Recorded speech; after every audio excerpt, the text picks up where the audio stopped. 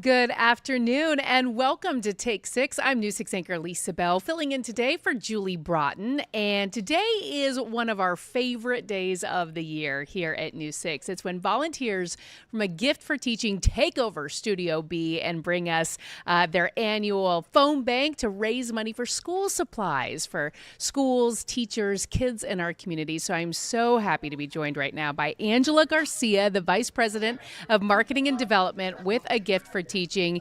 Angela, thank you for joining us on Take Six. I've already had a little bit of a chance to talk with you over in Studio B, and you guys have a big goal today. Tell me about that. Well, thanks for having me. Yes, we have a goal today to raise $30,000, which will allow us to provide up to $600,000 worth of educational materials. Well, that is fantastic, and you're off to a pretty good start so far. Yeah, we are over $10,000 already have come in Wow. from generous callers and are a surprise gift from our partners at Publix.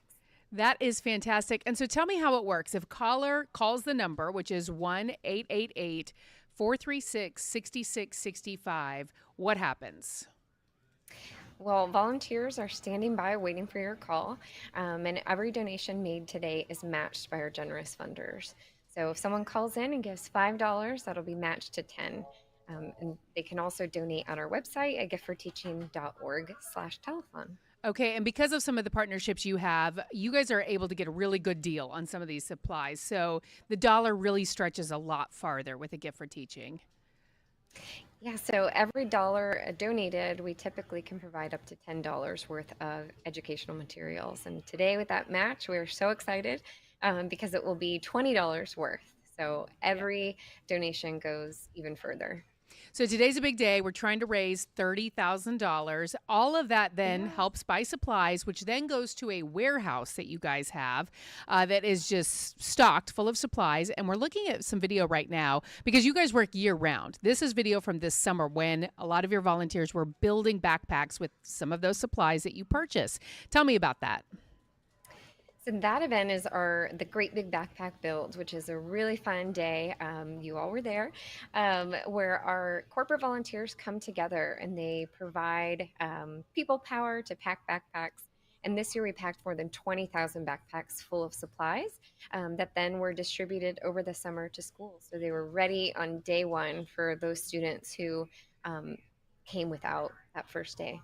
And the supplies that you'll be able to purchase with the money that's raised today, I mentioned earlier you have a big warehouse where a lot of those supplies are stored. How is that distributed to teachers throughout the year? So we actually have a physical brick and mortar retail type store where teachers can come in and shop. They get to come once a month, and everything for them is free. So on average, right now they're leaving with about $700 worth of school Wow. supplies each visit. But we didn't stop there. We also have a mobile store that brings supplies to teachers, and we also have an online ordering system. So we are working away at trying to find ways to serve teachers. Yeah, and I know you work very closely with teachers, and this means so much to them because our teachers love our kids. Obviously, that's why they do what they do, and they don't want any of their students to go without. And as a result, many teachers often end up digging into their own pockets to buy things for their students. They do, and that's one of the things we want to help support. So we're not just supporting students to make sure that they have what they need.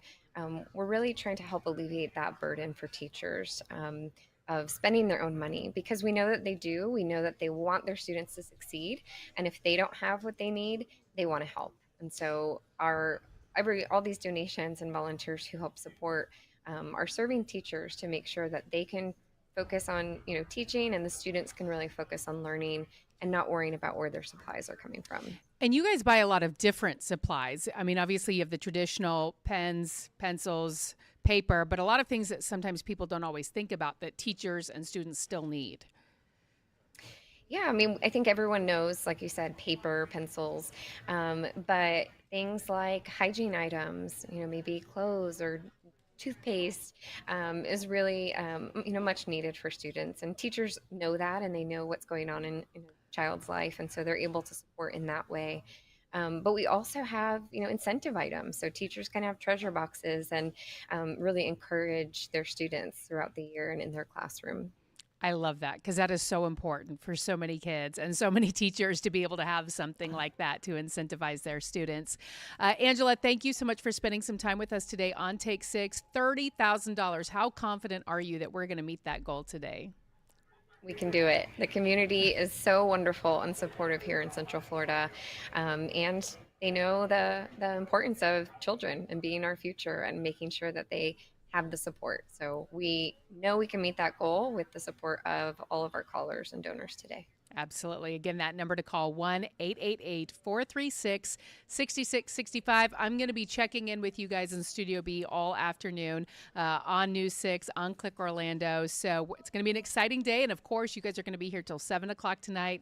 And we will have those final results this evening on News 6. Angela, thank you so much. Thank you. All right. We are going to take a quick break right now, but when we come back, we're going to have our News 6 investigator, Eric Sandoval, joining us, who's going to be talking about his upcoming investigation into food safety and how do we know here in Florida whether our food is safe to eat. Who's actually testing the food that we see on the store shelves? He'll be joining us with that information right after the break.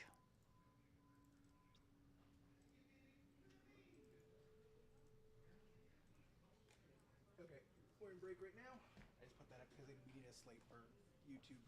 Let me make sure we can. Is this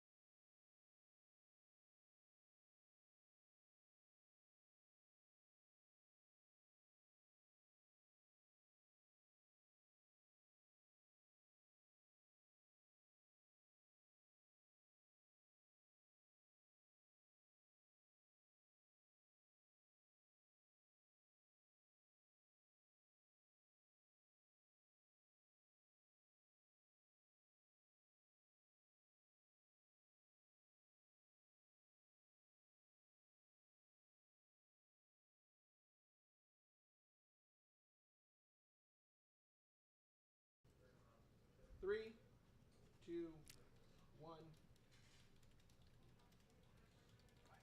Welcome back to Take Six. I'm News 6 anchor Lisa Bell, and it is a special day here at WKMG. It is the day that we partner with A Gift for Teaching to hold our annual Back to School drive, and we are raising money from our very generous News 6 viewers to help buy school supplies for students and teachers in our community. The number to call if you would like to donate, it's right there on your screen, 1-888-436-6665. Volunteers are standing by right now, ready and willing to take your call, and all of the money that's donated today will be matched so that they can buy additional supplies with that money. Each dollar turns into about $10 worth of supplies thanks to their matching grants and partnerships. So again, A Gift for Teaching Back to School drive today, 1-888-436-6665.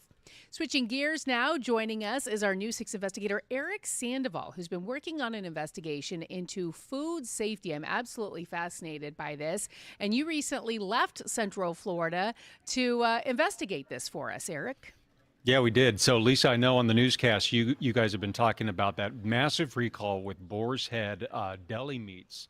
So, we decided to pile everybody in one of our news vehicles. We went to Tallahassee, and we basically are going to take you behind the scenes of what happens at a specific laboratory in the state capitol, where state researchers are making sure your food is safe. Let's take a look at what we found. And consumer services. So you get paid to play with your food. I do. These scientists are actually busy. So what we're responsible for is ensuring the safety of food throughout the state of Florida. And we have about 50,000 food establishments that we are responsible for inspecting throughout the state. That's the director of food safety, Matthew Curran. He's one of more than 200 people who work around the clock to prevent and investigate foodborne illnesses. We have inspectors that go out and inspect facilities to make sure that they're operating under sanitary conditions. And then what they also do is they'll collect random samples, whether it's from just a surveillance type approach, or we get a consumer complaint or what have you. Those facilities include dairy farms, food manufacturers, and even your neighborhood grocery or convenience store. We've heard a lot about salad kits being contaminated with E. coli. Is that the kind of things that you guys are looking at? Absolutely. And as for that current Boar's Head recall, the lab was notified by the U.S. Department of Agriculture. And once the lab got that alert, leaders sent notice to their inspectors to make sure the contaminated food is not in stores here in Florida. Coming up tonight at 6, I'm going to walk you through how they actually test the food to make sure it's safe and how they link the results to possible outbreaks all across the world. We'll see you then. To that, something else I'm going to show you, Lisa, and this is just another teaser for you. They have a machine there that's literally called the stomacher. And they take food and they grind it up and they put it into this brine and they mix it all up and then they put it into this stomacher.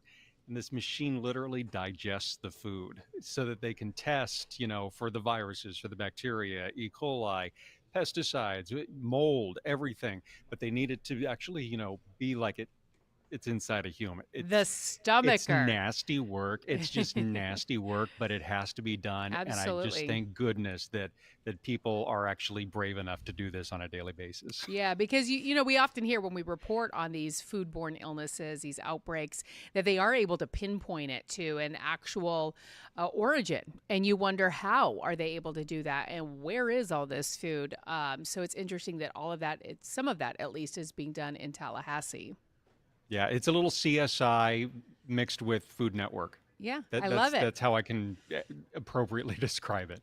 And more timely than ever with those outbreaks that you mentioned with Boar's Head and other headlines in the news right now. So, Eric Sandoval, thank you. We're looking forward to that tonight. Yeah, we'll see you then. Sounds good. I do know our team of meteorologists are also very busy right now because we have some interesting weather that's happening outside. Thankfully, it's finally a little bit cooler out there compared to what we've been dealing with. Temperatures today in the upper 80s and lower 90s. We also have those increased chances of rain really throughout the week, sticking around 70%. So that's what's helping to keep things a little bit cooler for us with that cloud cover. But we're looking for a high of 90 degrees today with a low of 76. So it's kind of nice that we're starting off the day with a little bit cooler weather, not getting quite as hot as we have been dealing with lately. I'm News 6 anchor Lisa Bell. Thank you so much for spending some time with us this afternoon on Take 6. Of course, we're going to be busy here working at WKMG for you all throughout the day, and we'll be back again starting tonight at 4. Have a great afternoon.